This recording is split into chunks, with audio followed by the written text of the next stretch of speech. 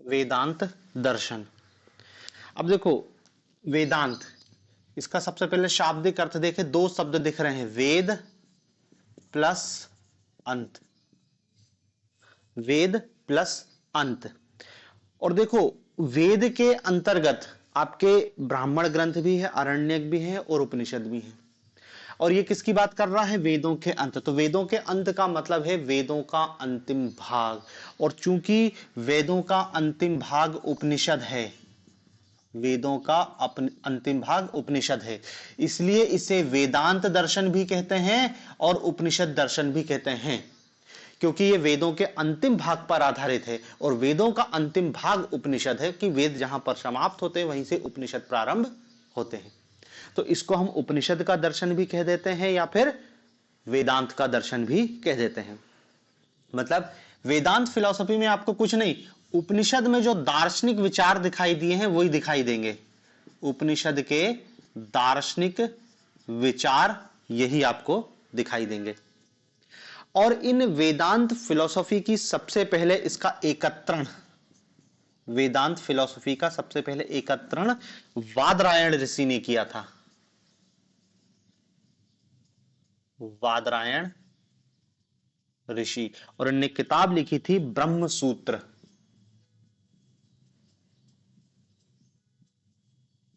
ब्रह्म सूत्र किताब का नाम था ब्रह्म सूत्र। तो इस रूप में आपसे पूछे कि वेदांत दर्शन के जनक कौन है? वादरायण ऋषि। याद रखना, शंकराचार्य का नाम मत लिख देना। वेदांत दर्शन के प्रणेता या प्रतिपादक, हालांकि शब्द एकत्रण करते हैं कि उन्हें संकलन किया था, लेकिन वो कौन है? वादरायण ऋषि। इस वादरायण ऋषि की किताब का नाम है ब्रह्म सूत्र। इस ब्रह्म सूत्र पर भाष्य लिखे गए हैं। देखो होता क्या है, ब्रह्म सूत्र, ब्रह्म और उसका सूत्र, जो उपनिषद है, इस उपनिषद का प्रतिपाद्य विषय है ब्रह्म की विवेचना। वेदों का जब अंत होता है उसी से, वहीं से उपनिषदों का प्रारंभ होता है। और उपनिषद में मूल रूप से किसकी चर्चा की गई है? ब्रह्म की चर्चा की गई है। तो देखो, उसी ब्रह्म की चर्चा करने के क्रम में इन्होंने एक किताब लिख दी, ब्रह्म सूत्र। अब ब्रह्म का सूत्र, और सूत्र थोड़े से क्या है, संक्षिप्त होते हैं, गूढ़ होते हैं। मैथ्स का भी फॉर्मूला होता है ना, उसकी व्याख्या बहुत लंबी हो जाती है। तो ये क्या है? ब्रह्म सूत्र है, संक्षिप्त है, गूढ़ है, कठिन है। इसको सरल बनाने का काम करेंगे कुछ लोग, जिसको कहेंगे कि ब्रह्म सूत्र पर भाष्य लिखने वाले लोग। भाष्य, भाष्य का मतलब क्या है? ब्रह्म सूत्र को थोड़ा सा विस्तारित किया गया है। गणित का फॉर्मूला समझ नहीं आया तो उस फॉर्मूले को व्याख्यायित किया गया है। तो उसी ब्रह्म सूत्र पर भाष्य लिखने वाले कुछ लोग हैं। इन लोगों में तीन लोग सबसे ज्यादा महत्वपूर्ण हैं। एक है शंकराचार्य, शंकर, दूसरे हैं रामानुज, और तीसरे व्यक्ति हैं मध्वाचार्य। मध्वाचार्य, ठीक है। ये तीन व्यक्ति सबसे मेन हैं जिन्होंने ब्रह्म सूत्र पर भाष्य लिखा। और शंकर, रामानुज और मध्व, तीनों को ही हम आचार्य की उपाधि दी गई है। आचार्य हैं ये लोग।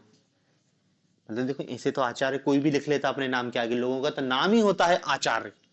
लेकिन जो फिलॉसफी में आचार्य का दर्जा दिया गया है वो इन तीन ऋषियों को दिया गया है, शंकराचार्य, रामानुजाचार्य और मध्वाचार्य। क्यों? क्योंकि तीनों ने ही ब्रह्म सूत्र भाष्य पर, वो ब्रह्म सूत्र ग्रंथ पर अपना भाष्य लिखा था।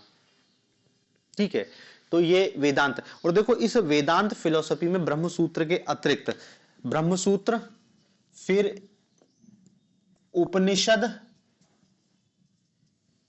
और तीसरा भगवत गीता, ये तीन इनके महत्वपूर्ण ग्रंथ हैं। इसलिए इन तीनों को सामूहिक रूप से कहते हैं प्रस्थान त्रयी। क्या कहते हैं? प्रस्थान त्रयी। तीनों को सामूहिक रूप से ही नाम दिया जाता है प्रस्थान त्रयी। प्रस्थान त्रयी मतलब तीन ग्रंथ जिस पर पूरी वेदांत फिलॉसफी निर्भर करती है, और इसी को कह रहे हैं हम प्रस्थान त्रयी। ठीक है, तो देखो ये वैदिक दर्शन की बात है। इस वैदिक जो फिलॉसफी है उसको हम वेदांत नाम दे रहे हैं।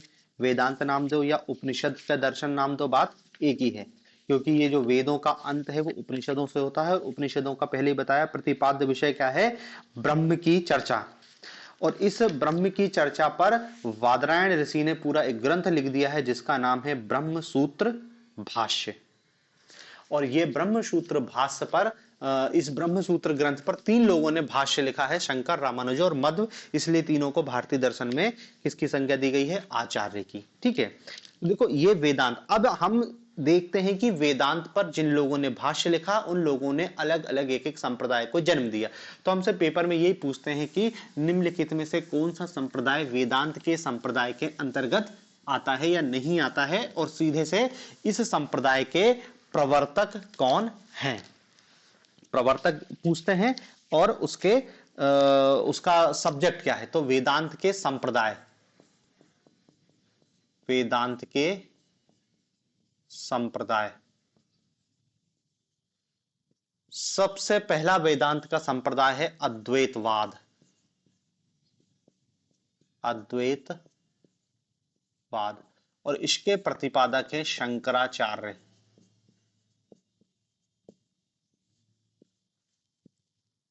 शंकराचार्य। ठीक है, अद्वैत वेदांत इनका सिद्धांत कहलाता, अद्वैत वेदांत ये इनका संप्रदाय है, अद्वैत वेदांत। अब देखो शंकराचार्य से संदर्भित कुछ फैक्ट आपको पता होने चाहिए, क्योंकि ये बहुत महत्वपूर्ण व्यक्ति हैं, इनसे सीधे पेपर में क्वेश्चन पूछा जाएगा। सबसे पहले तो क्या है, इनकी कौन कौन सी किताबें हैं, कृति। तो देखो सबसे पहले तो इन्होंने ब्रह्म सूत्र पर भाष्य लिखा, ब्रह्म सूत्र भाष्य। एक तो ये हो गई इनकी ब्रह्म सूत्र भाष्य। दूसरा, इन्होंने नर्मदा अष्टक की रचना करी, नर्मदा अष्टक की रचना करी।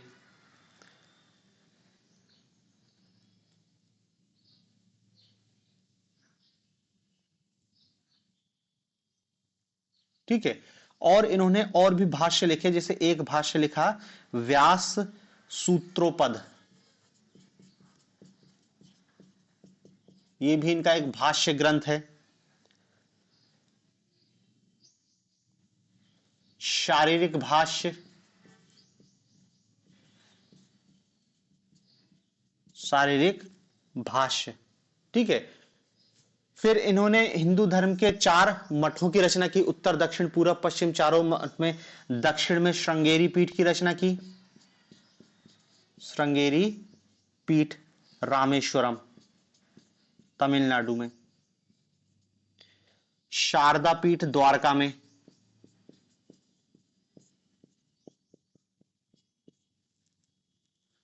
ज्योतिर्मय पीठ,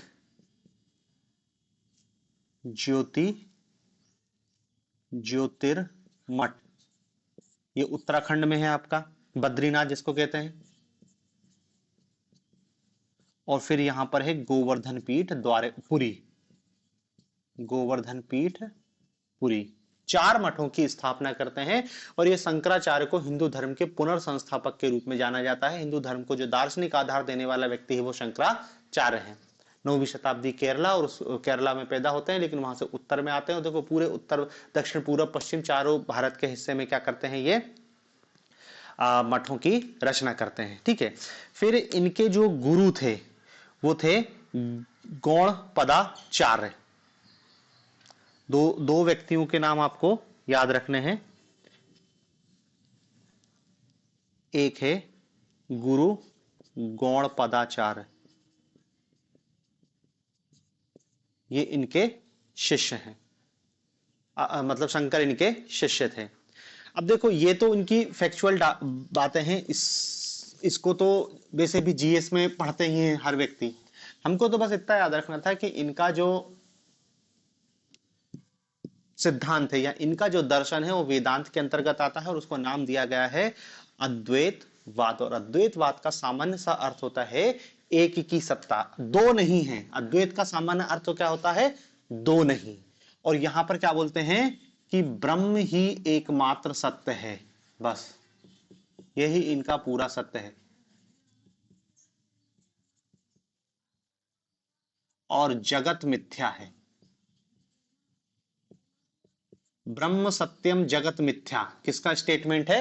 शंकराचार्य की पूरी फिलॉसफी एक लाइन में है, ब्रह्म सत्यम जगत मिथ्या। पूरी फिलॉसफी की व्याख्या इसी में की गई है।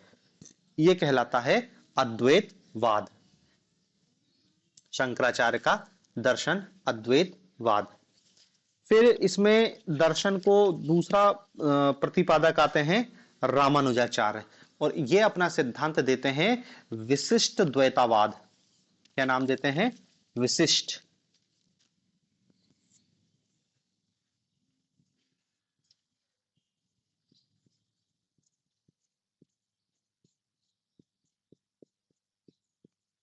विशिष्ट द्वैतावाद। रामानुजाचार्य शंकर की आलोचना करते हैं और रामानुजाचार्य अपना दर्शन देते हैं जिसको नाम कहलाते हैं विशिष्ट द्वैतावाद। ठीक है, अब देखो ये भी इनका जन्म भी दक्षिण भारत में मद्रास के पेरंबूर नामक स्थान पे हुआ था। वहां से उत्तर आते हैं तो कहते हैं कि दक्षिण भारत से उत्तर भारत को भक्ति लाने का श्रेय इन्हीं रामानुजाचार्य को जाता है। रामानुजाचार्य शंकर से अलग विचार देते हैं और कहते हैं कि जगत मिथ्या नहीं है, बल्कि जगत भी क्या है? सत्य है। जगत भी सत्य है। और इनका ये अपना एक अलग सिद्धांत प्रतिपादन करते हैं जिसका नाम क्या है? विशिष्ट द्वैतावाद।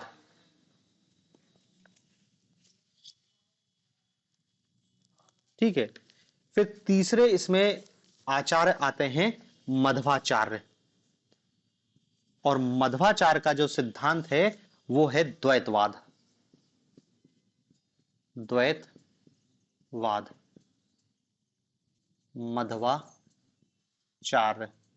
द्वैतवाद। और द्वैतवाद में तो ये सीधे सीधे व्याख्यायित कर देते हैं कि भैया ब्रह्म अलग है, और आत्मा कह लो या जीव कह लो या जगत कह लो, ये अलग अलग है, दोनों अलग अलग है। इनने कहा कि अलग तो कुछ भी नहीं है, सब कुछ एक ही है। ये भी अलग रूप में कहते हैं कि एक ब्रह्म है, उसके अंदर ही दो विशिष्ट है। ठीक है, ये स्पष्ट रूप से अलग अलग कर देते हैं। फिर चौथा एक और व्यक्ति आता है जो अलग संप्रदाय की स्थापना करता है, इसको कहते हैं द्वैत अद्वैत। द्वैत अद्वैत दोनों, मतलब द्वैत भी है और अद्वैत भी है, और ये कहलाते हैं, इनका निम्बार्क संप्रदाय कहलाता है, और इनके प्रतिपादक हैं निम्बार्क या निम्बकाचार्य। निम्बार्क या निम्बकाचार्य। फिर पांचवा व्यक्ति आता है जो अपना अलग मत देता है, और इनका जो मत कहलाता है वो कहलाता है पुष्टि मार्ग के। क्या कहलाता है? पुष्टि मार्ग। और इसके प्रतिपादक हैं वल्लभाचार्य। वल्लभाचार्य, पुष्टि मार्ग। और देखो इन पुष्टि मार्ग में इनका जो मेन स्थान है वो राजस्थान में नाथ द्वार में श्रीनाथ मंदिर है।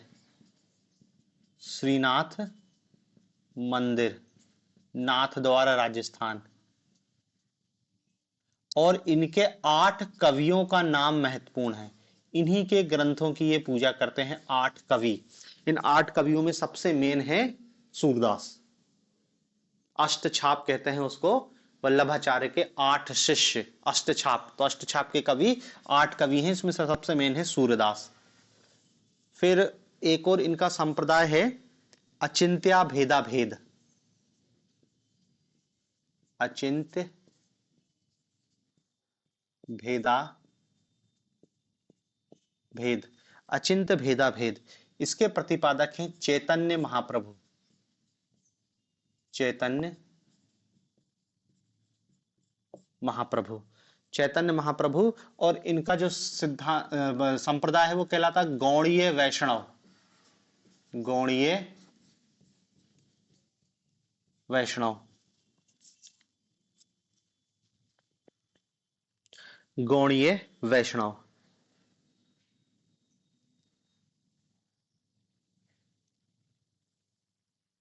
ठीक है,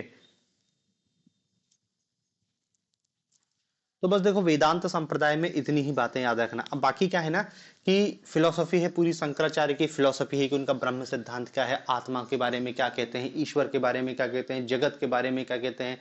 तो अब उतना डिटेल में अपन पढ़ के क्या करेंगे, अपन को तो केवल फैक्ट याद रखना है प्री के हिसाब से। तो उसमें अपन ज्यादा नहीं, अपन को केवल इतना ही देखना है कि हाँ भाई हमारे लिए प्री की इतनी काम की चीजें हैं। तो देखो ये जो षड दर्शन वाला टॉपिक है ये भी हमारा कंप्लीट होता है। षड दर्शन में छह दर्शन को हमने देख लिया है। ठीक है, इसमें एक ही टॉपिक बचता है अपना कर्म का सिद्धांत, उसको अपन अब कल देखेंगे।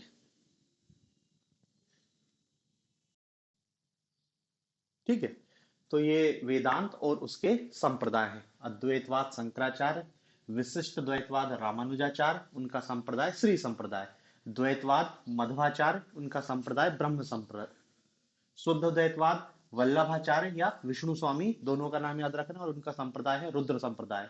द्वैताद्वैतवाद निम्बकाचार्य का है और उनका संप्रदाय का नाम है सनक संप्रदाय। इसी टाइप से अचिंत्य भेदा भेद चैतन्य महाप्रभु का सिद्धांत है और उनका जो संप्रदाय बना वो गौड़ीय संप्रदाय के नाम से जाना जाता है, ये पुष्टि मार्ग है। ठीक है, तो ये वेदांत के संप्रदाय हैं। बस ये संप्रदाय के नाम है जो याद रखना है कि कौन सा सनक है, कौन सा रुद्र है, कौन सा ब्रह्म संप्रदाय है। ठीक है, तो ये आपके वेदांत और उसके संप्रदाय।